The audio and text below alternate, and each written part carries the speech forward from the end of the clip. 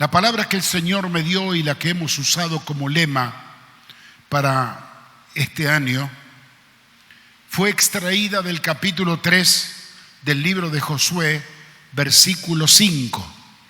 Y sí hemos utilizado nosotros como lema que lo hemos puesto en una sola expresión. Extraído del texto, dice Dios: yo haré maravillas entre vosotros mañana. Esta fue la palabra que Dios anuncia en un momento muy crucial, muy particular del pueblo, que tiene mucho que ver con la realidad que estamos viviendo en estos días. Y la palabra que Dios da es: yo haré maravillas entre vosotros mañana. Primera cosa, quiero decirle que el mañana ya llegó, porque ya estamos pisando el 2020 y lo que Dios ha declarado con su palabra, que la hemos tomado, no esperamos otra cosa, sino que Dios haga maravillas entre nosotros, ya no mañana, sino que lo haga hoy, en estos días, entre nosotros. Al comenzar el desarrollo de esta palabra,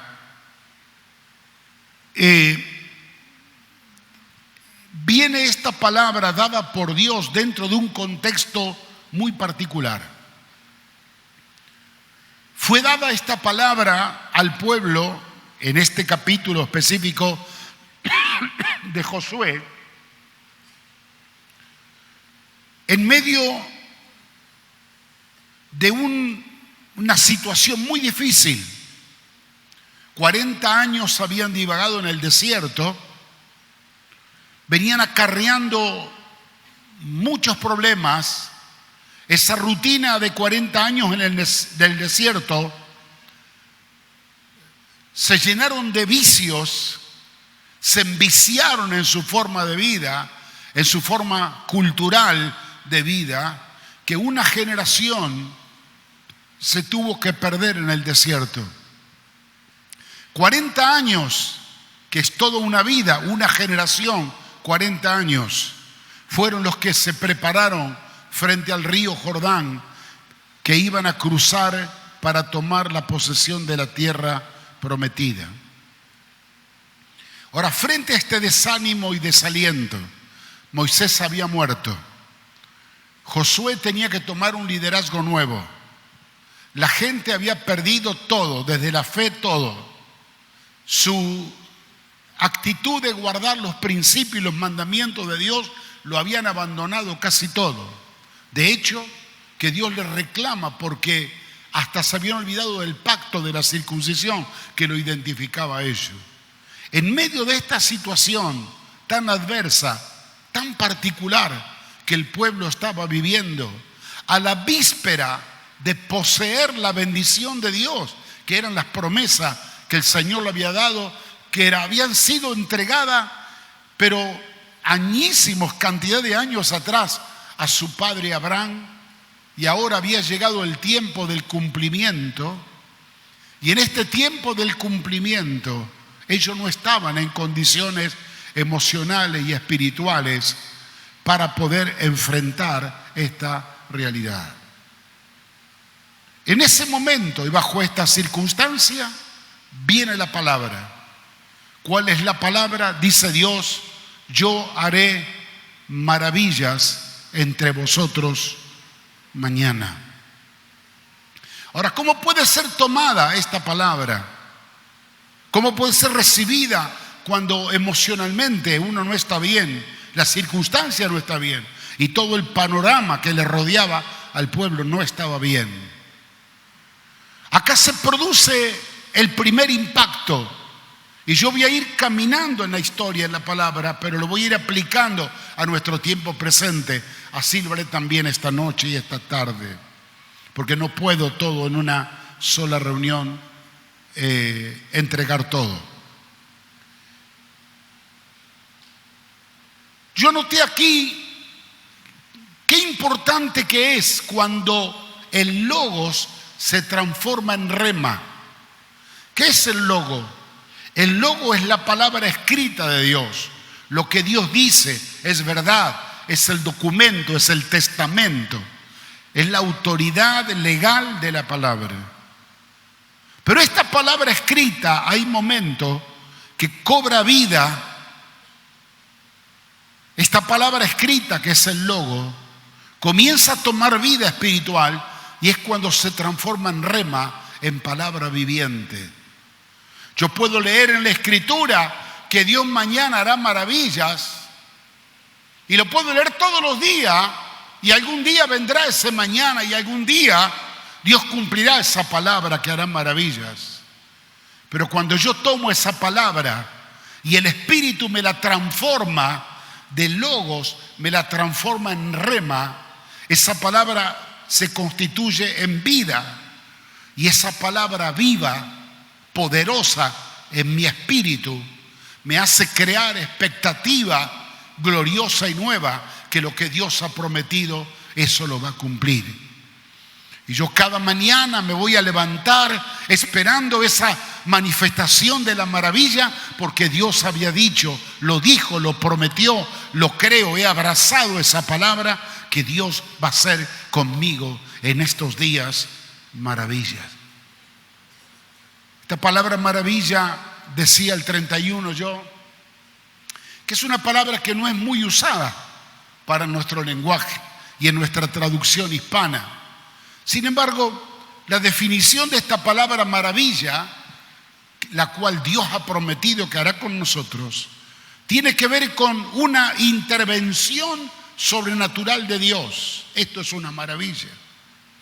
Una maravilla es una obra que ningún ser humano puede hacer, que solo le corresponde a Dios.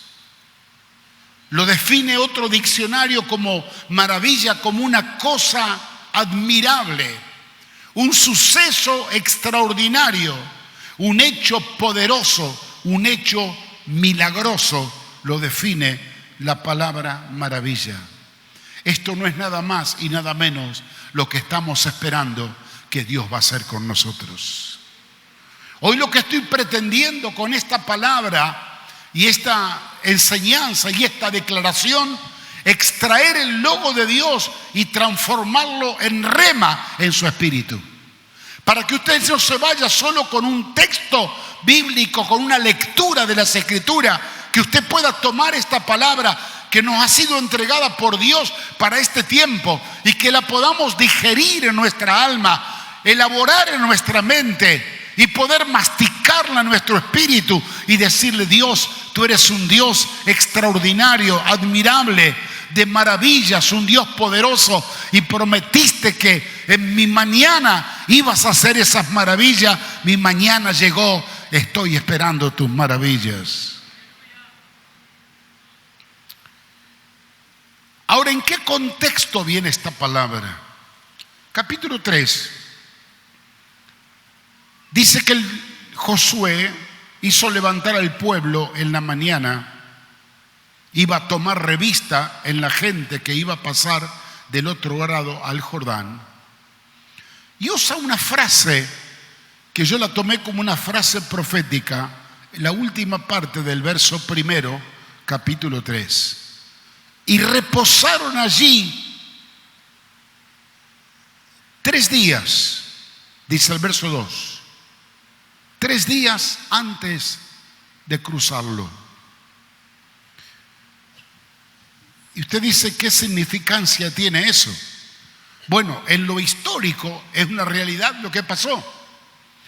El pueblo reposó, tenía muchas inquietudes, mucha ansiedad por pasar del otro lado, no sabía de qué manera iban a cruzar, no veían balsa, no veían barco, no sabía si iban a caminar por algún lugar como hicieron sus padres con el Mar Rojo e iban a cruzar por algún lugar. Estaban esperando instrucciones y directivas de Dios. La primera instrucción y directiva que viene es que ellos iban a ver maravilla y estaban agarrados de eso. Ahora reposan 3 días antes de cruzarlo.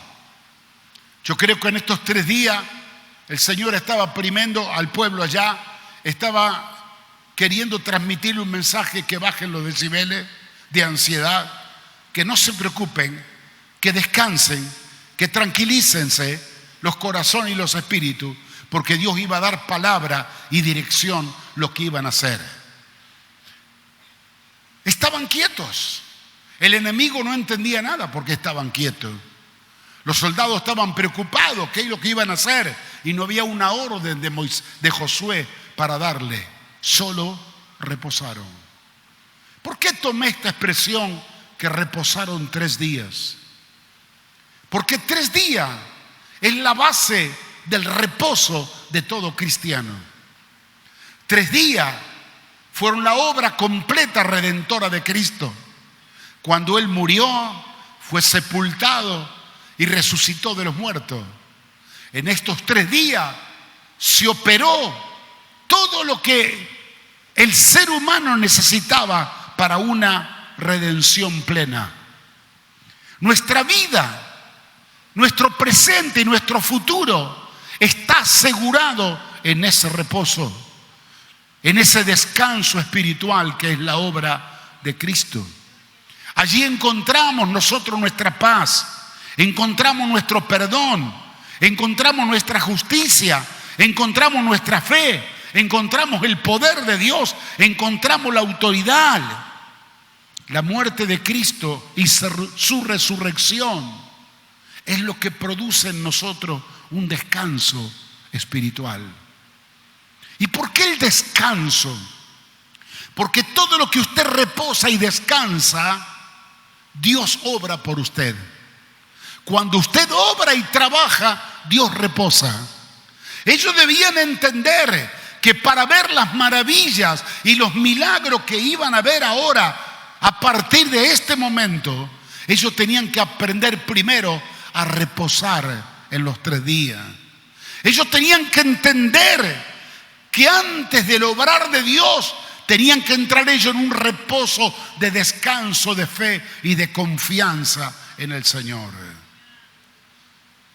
Y si vamos a hablar en este tiempo presente, estamos viviendo en un tiempo de circunstancias muy particulares en el mundo social, político, en el ámbito de las leyes, lo económico. Hay incertidumbre por todos lados. No sé si fue ayer, creo, o antes de ayer, estaba mirando un programa en televisión, 4 políticos, 2 economistas, 2 de un bando de este gobierno, 2 del gobierno anterior. Hablaron, discursaron, terminó el programa y terminaron tan confundidos que los periodistas tuvieron que parar el programa porque ninguno tenía la verdad revelada. Así está el mundo, lleno de confusión, lleno de incertidumbre. ¿Qué tenemos que hacer nosotros como primera enseñanza? Si hemos atesorado y guardado la palabra, si por la fe hemos tomado el logo y lo acariciamos nuestro espíritu para que se transforme en rema y esperar que Dios va a hacer maravillas extraordinarias, hermano, repose. Repose y descanse. Esto no significa poner en punto muerto y no hacer nada. Tu reposo es poner la mirada y la confianza en la obra de Cristo.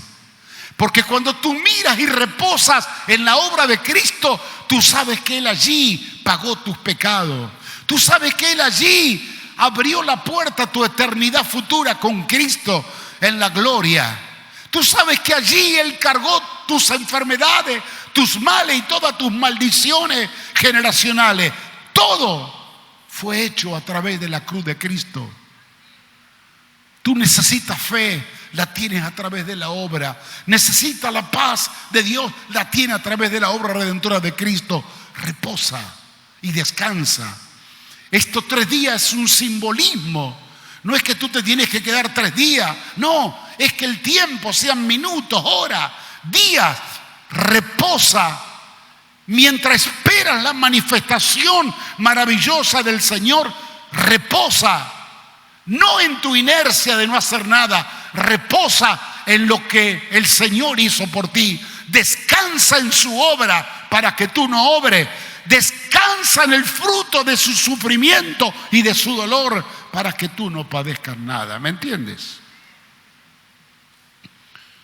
Dice que cuando reposaron, vino la palabra del Señor, y aquí va el segundo punto que quiero mencionar con ustedes. El Señor le dijo en el verso 5, y le habló Jehová y le dijo: santificaos, porque Jehová hará maravillas entre vosotros mañana. En este segundo punto me quiero referir un poco por qué dijo Dios: santificaos.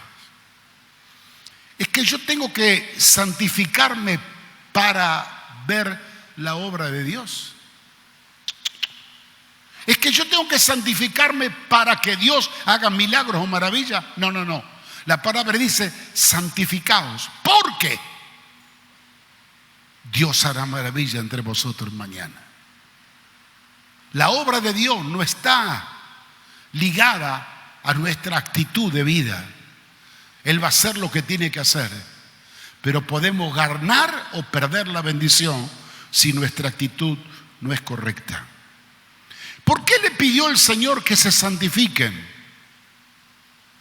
Dije hace un momento que el pueblo venía de una vida de contaminación en Egipto. Cuando el Señor le habló ahí en el libro de Josué, que se prepararon del otro lado en el cruce y celebraron la Pascua y también la circuncisión, dijo: ustedes hoy fueron liberados del oprobio que traían de Egipto. Venían con la marca del pecado, de la desobediencia en el desierto. De hecho, que cuando estaban listos para poseer la tierra prometida, el Señor le reclamó que no estaban circuncidados y eran ellos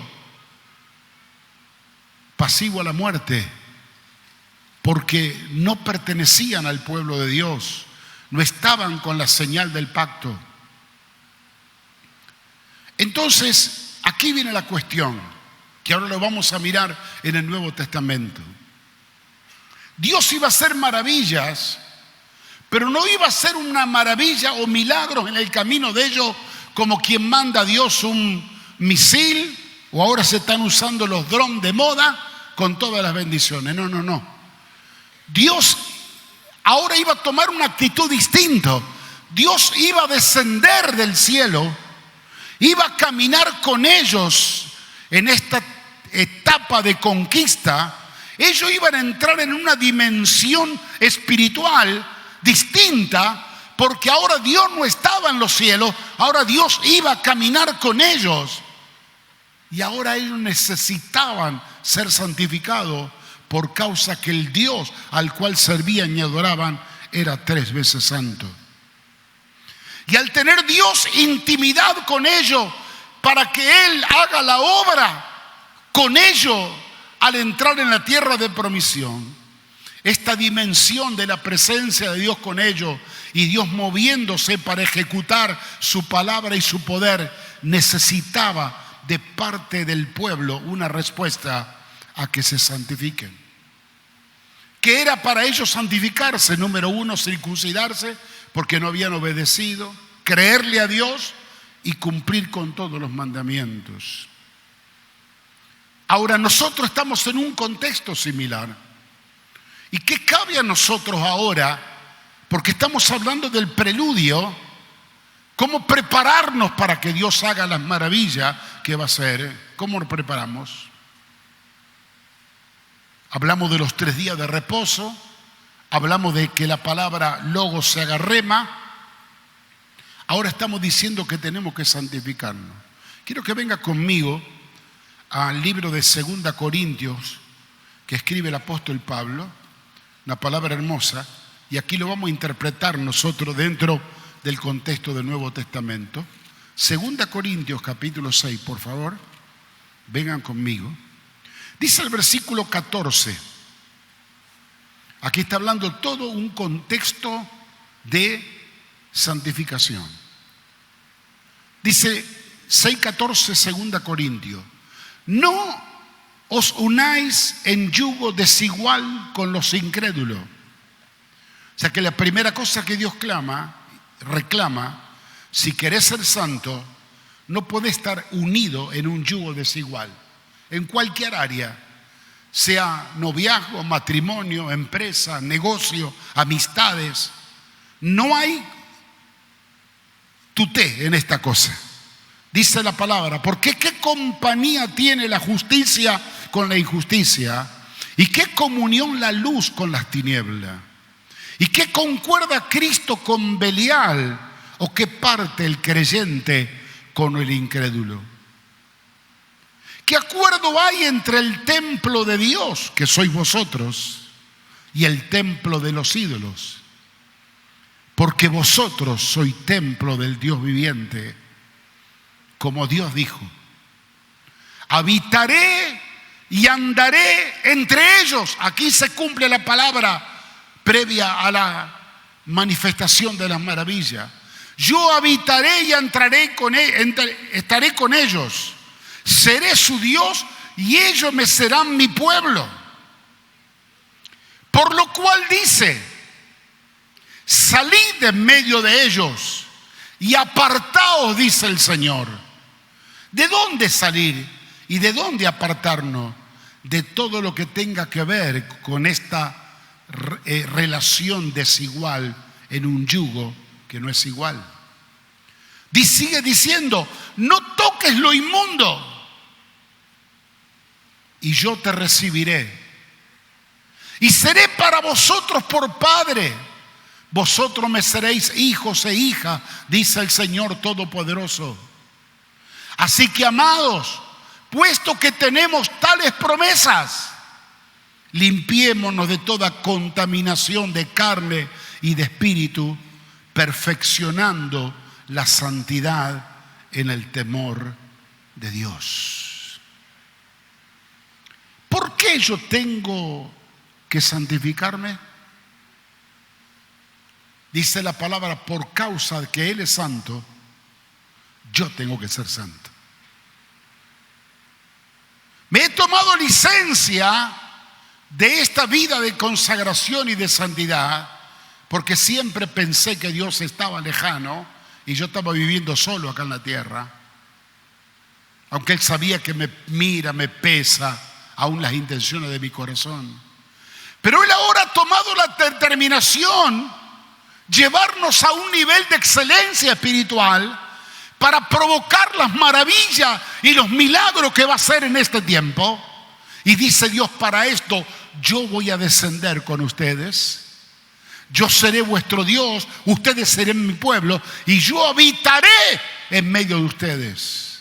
Pero cuidado, yo no puedo habitar en un pueblo que tiene un espíritu desigual, que se une con las tinieblas, que se asocia en yugo desigual, que camina con gente que tiene otro espíritu. Porque ¿qué comunión tiene la luz con las tinieblas, o el templo de Dios, que son ustedes, y el templo de ídolo, que son mucha de la gente de nuestras relaciones? Apartaos, no toquéis lo inmundo, dice Dios, y yo te recibiré. Es importante que Él nos reciba, que Él esté con nosotros, que Él camine en medio nuestro para ver la manifestación de estas maravillas gloriosas que vamos a ver en este tiempo. Y cada vez que hablo de maravilla que el Señor va a hacer entre nosotros, lo único que estoy esperando, la definición de lo que le decía hace un momento. Las cosas que solo Dios puede hacer, las cosas admirables, las cosas extraordinarias, las cosas poderosas y milagrosas y sobrenaturales que solo Él puede y sabe hacer. Amén, hermanos. Entonces repaso los 3 puntitos rápido de entrada. Número 1, imprescindible que el logo de Dios, la palabra escrita, deje de ser un testamento, una doctrina, que deje de ser una expresión teológica, que esta palabra que es viva y eficaz, esta palabra que tiene espíritu y que tiene vida, se transforme en mí como una esencia, una esencia espiritual, que se transforme en vida. Entonces, cuando yo escucho a Dios que me dice yo haré maravilla contigo, no estoy leyendo una declaración de la Biblia y que digo, gracias Señor. Esto me crea a mí una expectativa, crea en mí un espíritu de fe, crea en mí una actitud solo de espera, porque sé que Dios va a hacer algo grande entre nosotros. Hay tres cosas, tres palabras que repaso con ustedes para que las tenga presente antes de continuar. Número 1, la seguridad de la palabra viva. Segundo, asegurarnos que estamos en el reposo, que no estamos luchando con un brazo de carne o con nuestra fuerza, que cuando hablamos de maravilla creemos que la vamos a hacer nosotros con nuestra habilidad, nuestra experiencia, nuestra fe. No, reposemos en la confianza que tenemos en Dios. Y tercero, si hay algo que tenemos que hacer nosotros, sí de verdad, es santificarnos. Es entrar en un tiempo de preparación espiritual. Por el contexto de que Dios está habitando entre nosotros y su presencia infunde temor y temblor. Si yo veo que Dios va adelante haciendo la obra, manifestando su poder y su gloria, mi compañía o mi acompañamiento tiene que ser un acompañamiento de santidad. ¿Qué quiere decir, pastor, que tenemos que ser perfectos? No, ni lo somos ni lo vamos a hacer. Pero una cosa es cuando un niño va cometiendo errores tras errores y uno lo entiende, lo perdona y le enseña, así no se hace, volver algún chirlo de vez en cuando, pero otra cosa que un grandulón como yo, como vos, volvamos a cometer siempre los mismos errores. Ahora tenemos una conciencia, tenemos un criterio, un pensamiento. Venimos hablando el año pasado de la presencia de Dios con nosotros. Más aún ahora que Él está activando su poder para hacer maravilla. Dios nos está llamando a vivir en un nuevo nivel espiritual, de madurez. Un nivel donde podamos ver las cosas de otra perspectiva. Somos parte del ejército de Dios, parte del pueblo de Dios. Dios está caminando en medio de nosotros. Estamos todos expectantes para ver las maravillas y los milagros de Dios. Yo tengo que estar a un nivel de acuerdo a estas consecuencias que el Señor me está llamando. Entramos en la segunda parte y dice la palabra de Dios que el Señor comienza a darle a Josué instrucciones precisas. Volvemos al libro de Josué, capítulo 3. Comienza a darle instrucciones, pero muy precisas. Y quiero que leamos por favor el verso 3. Dice, y mandaron al pueblo diciendo, 3:3 del libro de Josué, y mandaron al pueblo diciendo, cuando veáis el arca del pacto de Jehová, vuestro Dios, y los levitas sacerdotes que la llevan, vosotros saldréis de vuestro lugar y marcharéis en pos de ella, a fin de que sepáis el camino, subrayo, a fin de que sepáis el camino por donde habéis de ir, por cuanto vosotros no habéis pasado antes de ahora por este camino. Pero entre vosotros y el arca haya distancia como de 2000 codos, y no os acerquéis a ella. Esto también tiene mucho que ver con el contexto de la santidad. Lo que representaba el arca, la presencia de Dios, que no podía acercarse cualquiera. Ahora quiero extraer esta palabra de este versículo.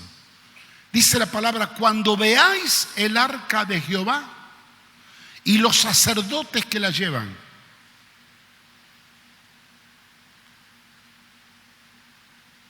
Fíjese donde el Señor nos dice que pongamos los ojos. En el arca de Jehová, símbolo de la presencia de Dios, y los sacerdotes que la llevaban encima. Había muchos sacerdotes en el pueblo que oficiaban otros ministerios, pero había sacerdotes especiales que cargaban sobre sus hombros el arca del pacto.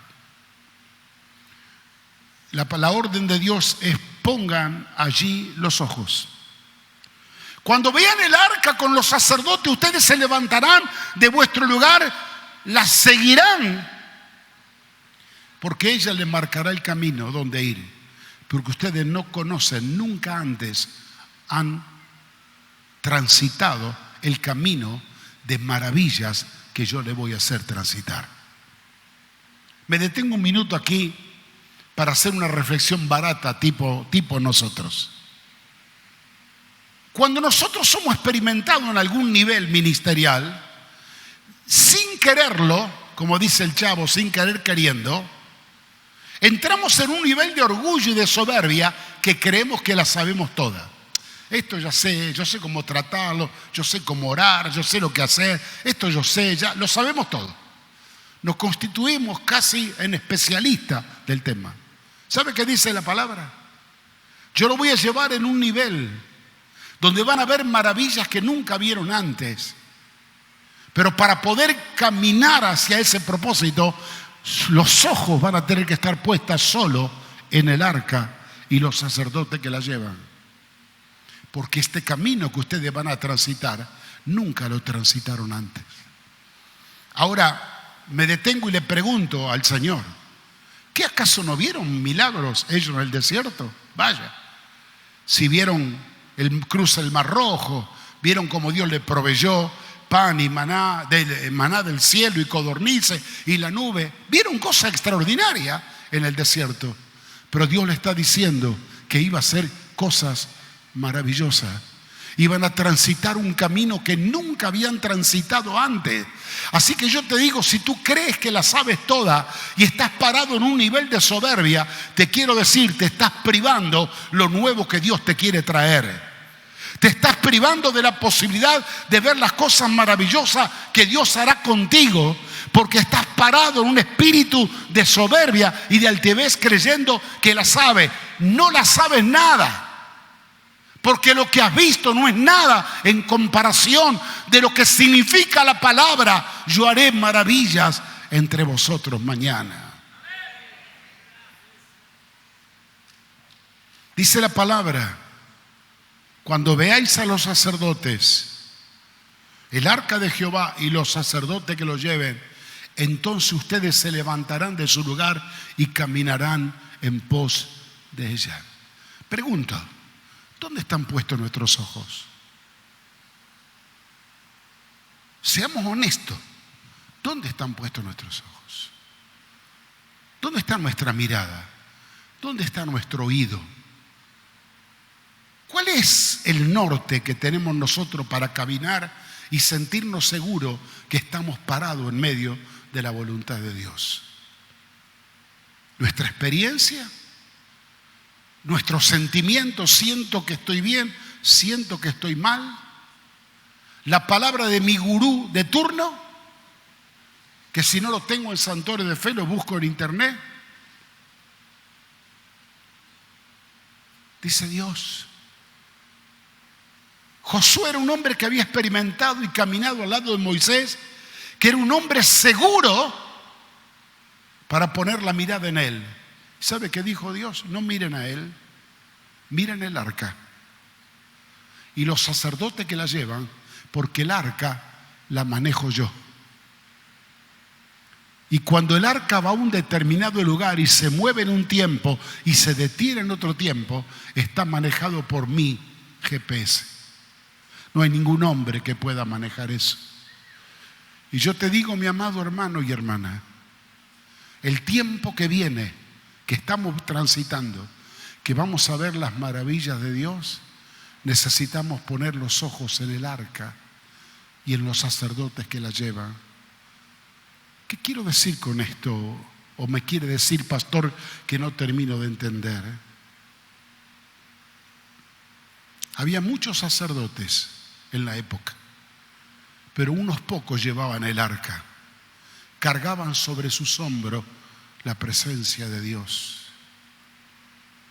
Hoy hay muchas voces que se escuchan por todos lados y de alguna tenemos muy grande simpatía nosotros.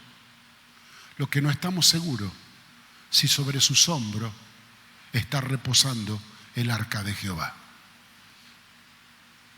A veces hay cosas que son muy buenas, muy lindas, que nos entusiasman mucho, pero no sabemos si la voz que sale de ese sacerdote me está conduciendo al lugar que será la tierra de mi destino, donde me está esperando la promesa que Dios me dio, donde el Señor me va a levantar, donde Él ha soñado llevarme. Cuando veas el arca y los sacerdotes que la llevan, esa será la única señal donde vas a tener que poner tus ojos para poder caminar, porque yo solamente voy a respaldar como dirección espiritual a los sacerdotes que llevan el arca. En el mismo texto dice el verso 7, versículos 6 y 7, mira, leamos esto que interesante. Y habló Josué a los sacerdotes y le dijo: tomad el arca del pacto. Y tomaron el arca del pacto y fueron delante del pueblo. Siempre el arca iba delante del pueblo. Y dice el verso 7, entonces Jehová le dijo a Josué: desde este día comenzaré a engrandecerte delante de los ojos de todo Israel, para que entienda que como estuve con Moisés, estoy también contigo. Ahora note usted qué interesante. Dios le da una señal, el arca con los sacerdotes que la llevan. Pero luego le dice Dios: estoy preparado para empezar a hacer las maravillas que yo he prometido hacer, porque este es el día que yo voy a engrandecer tu ministerio, Josué. Le dijo el Señor que de alguna manera tenía que producir la transferencia en el pueblo, que la gente se había acostumbrado a ver tanto a Moisés, que ahora no podían vivir sin el liderazgo de Moisés. Pero ahora Dios iba a poner en una posición de liderazgo a Josué de tal manera que dice la Biblia que a través de las maravillas que Dios iba a hacer, Él lo iba a engrandecer. De tal modo que estas señales manifestaba, lo iban a poner de alguna manera en línea a todo el pueblo para llegar a tomar por posesión la heredad, la herencia que Dios le había prometido. Aquí estaba Dios armando como un tablero de ajedrez. Había un liderazgo espiritual que eran los sacerdotes que llevaban el arca. Pero también hacía falta el liderazgo de un hombre que antes estaba ocupado por Moisés, pero ahora él ya no estaba y lo iba a ocupar Josué. Y hermano, esto no se contradice, porque una cosa es llevar la presencia de Dios sobre los hombros y que esa presencia de Dios nos guíe a través de hombres y mujeres de Dios que están llevando sobre sí la carga y el peso de la gloria de Dios, que es nuestra luz que nos ilumina en el camino.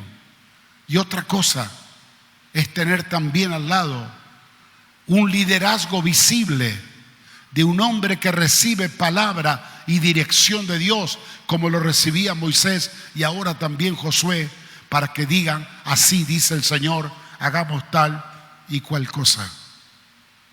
Cuando a un pueblo le falta alguna de estas cosas, corre un peligro muy grande. Y ahora lo traigo al tiempo presente.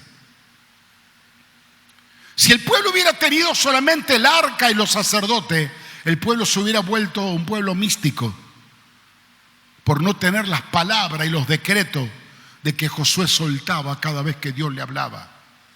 Si nosotros Simplemente nos guiamos por la presencia de Dios en la vida de los sacerdotes y la gloria que reposa sobre ellos y su ministración espiritual.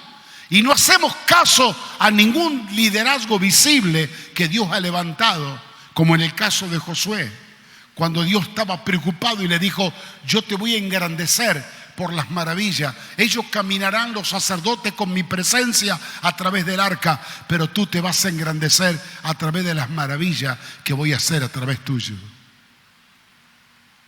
Cuando no tenemos ese liderazgo como el de Josué, corremos el riesgo de ser un pueblo espiritualmente muy místico y perdemos el rumbo y el norte por causa que no tenemos una palabra de liderazgo, una palabra pastoral a la cual tenemos que estar atentos.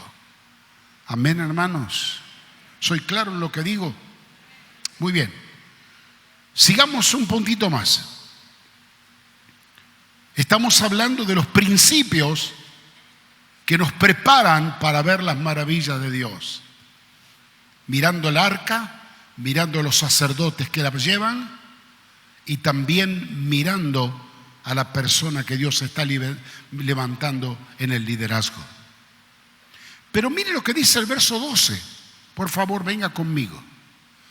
Tomad también ahora 12 hombres de la tribu de Israel, uno de cada tribu. Estaban los sacerdotes que llevaban el arca, y ahora le pide Josué de parte de Dios un hombre representante de cada tribu. Eran 12 las tribus de Israel, 12 hombres tenían que venir. Estos hombres que iban a venir, dice el verso 13, y cuando la planta de los pies de los sacerdotes que llevan el arca de Jehová, Señor de toda la tierra, se asienten en las aguas del Jordán, las aguas, porque las aguas que vienen de arriba se detendrán en un montón. Ahora escuche, por favor, porque si leemos muy rápido nos olvidamos de algo. Dios le dice: yo quiero que los sacerdotes vengan con el arca, pero que vengan los 12 hombres representando todo Israel. Dice la palabra, que lo vamos a ver, que el tiempo era el tiempo más difícil de todo para cruzar. Era cuando el Jordán se desborda, cuando se va de nivel, que se inunda, había agua por todos lados. Y ahora Dios le habla que iban a cruzar el río Jordán. Lo único que tenían la historia del Mar Rojo, nada más. Y entonces le dice: cuando vengan los sacerdotes con el arca, mi presencia, que siempre va adelante, y los 12 hombres que representaban la tribu de Israel, y pisen el agua, esa era la voz de Dios, y pisen el agua, a pesar que viene una inundación y un desborde de agua del norte, las aguas se van a detener en un montón y ustedes van a cruzar en tierra seca. Si yo vengo y le hago este comentario a usted esta noche y le digo: hermano, tenemos que cruzar la isla, y Dios me dijo que vayamos al puerto y que pasemos y pisemos el agua, y que en el momento que pisemos las aguas se van a detener en San Lorenzo, y en el instante la tierra se va a secar y usted va a poder cruzar caminando del otro lado. Yo sé lo que va a hacer usted. Va a llamar al psiquiátrico de Rosario y me va a denunciar que me metan adentro en un chaleco de fuerza.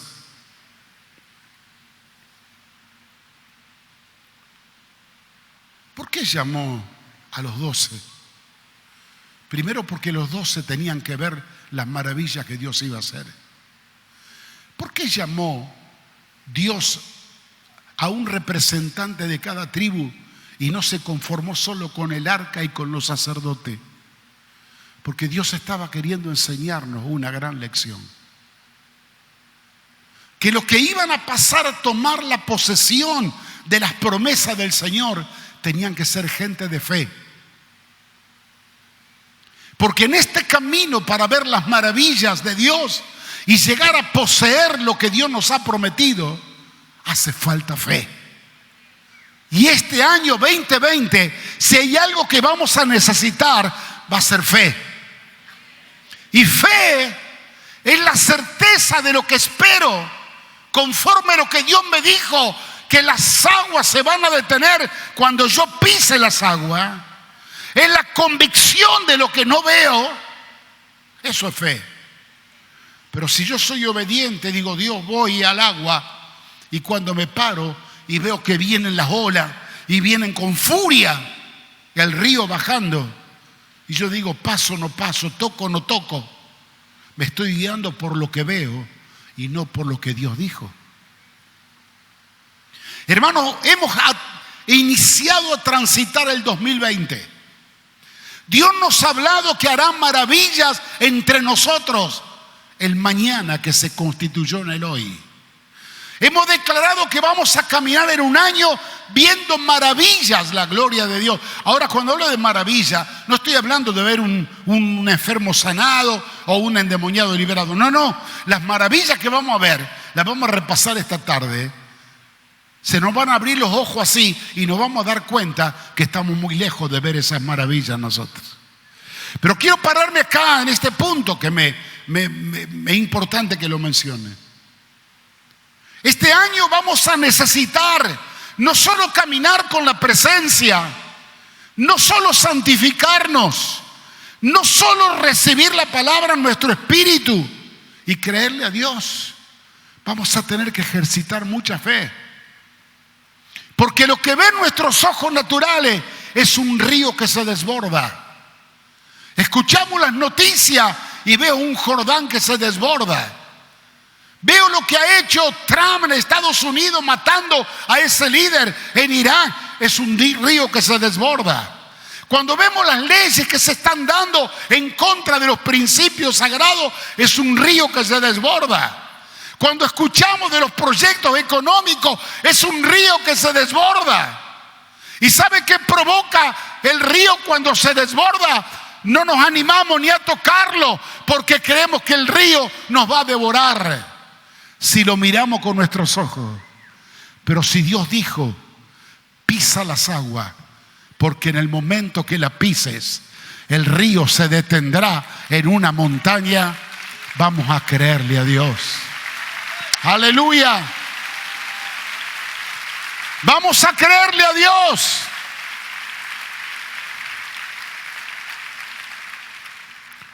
Ahora mire qué interesante, hermanos, lo que dice aquí la palabra. Y voy a concluir antes de prepararnos para la cena del Señor con estos versículos. Versículo 13. Dice, cuando las plantas de los pies de los sacerdotes que llevaban el arca de Jehová, Señor de toda la tierra, se asienten en las aguas del Jordán, las aguas del Jordán se dividirán, porque las aguas que vienen de arriba se detendrán en un montón. Y aconteció que cuando partió el pueblo de sus tiendas para pasar el Jordán con los sacerdotes delante del pueblo, llevando el arca del pacto, cuando los que llevaban el arca entraron en el Jordán y los pies de los sacerdotes que llevaban el arca fueron mojados en la orilla del agua, porque el Jordán suele desbordarse en todas sus orillas en el tiempo de la siega, dice que las aguas, cuando pisaron las aguas que venían de arriba se detuvieron como en un montón, bien lejos de la ciudad de Adán, que está al lado de Zaretán, y las que descendían del mar Arabá al mar Salado. Se acabaron y fueron divididas, y el pueblo pasó en dirección a Jericó. Mas los sacerdotes que llevaban el arca del pacto de Jehová estuvieron en seco, firme en medio del Jordán, hasta que todo el pueblo hubo acabado de pasar el Jordán, y todo Israel pasó en seco. ¿Quiere que le cuente cuál fue la primera maravilla? Fue esta: que en un acto de obediencia y de fe pisaron el agua, y a kilómetros las aguas se detuvieron. como si fuera una barrera invisible que los detenía. No tardaron en venir los segunda línea, que ya la tierra, de vivir bajo agua de siglos, se secaron instantáneamente y el pueblo pasó sin mojarse los pies del otro lado. Haré maravillas entre vosotros mañana. No solo ellos vieron la gloria de Dios manifestada, del otro lado se empezaron a enterar sus vecinos de las maravillas que Dios estaba con ellos. Y una de las primeras cosas que escuchó Rahab la ramera como testimonio de sus paisanos de Jericó era: el Dios de los cielos está con ellos, porque hasta divide el río y lo hace pasar por tierra seca. Hermanos amados, no me permite el tiempo de hablar de las maravillas que vamos a vivir en este tiempo, pero un solo pensamiento le quiero dejar por si usted no me escucha a la tarde o no viene por alguna razón. Anoche se lo decía a un hermano que charlábamos al respecto. Si usted abre el libro de los Hechos de los Apóstoles, donde comienza la vida de la iglesia es una vida de maravillas. La primera maravilla que se manifestó es que un grupo de discípulos débiles, temerosos, incrédulos, la gloria de Dios lo visitó, fueron llenos del Espíritu Santo. Y esos hombres ignorantes, inductos, bajaron llenos del Espíritu Santo y hablaban maravillas, misterios de Dios en la lengua que ellos hablaban, los que habían venido de otros lugares y dialectos a adorar a Jerusalén. Comienzan una secuela de maravillas durante capítulo tras capítulo, que la vida de la iglesia que llamamos primitiva, que nació en Pentecostés, no pasaba un día si no se manifestaban las maravillas de Dios. No estoy hablando de milagros de sanidad, que solamente nos quedamos en eso. Estoy hablando de maravillas que Dios hace. Pero pareciera que el tiempo a nosotros nos ha aburguesado tanto. Hemos llenado nuestra cabeza de tanta teología y de tanto razonamiento que a cada cosa le encontramos una razón, que la triste realidad es que dejamos de vivir las manifestaciones de las maravillas de Dios. Y yo algo dije el domingo 31 y el primero en la madrugada. Somos hijos del libro de los Hechos de los Apóstoles y el libro de los Hechos no se ha cerrado todavía. Si no vemos las cosas que pasaban en la iglesia, no significa que no seamos iglesia y no significa que Dios nos dejó de obrar. Algo nos está faltando a nosotros, que lo vamos a ver en el día de hoy.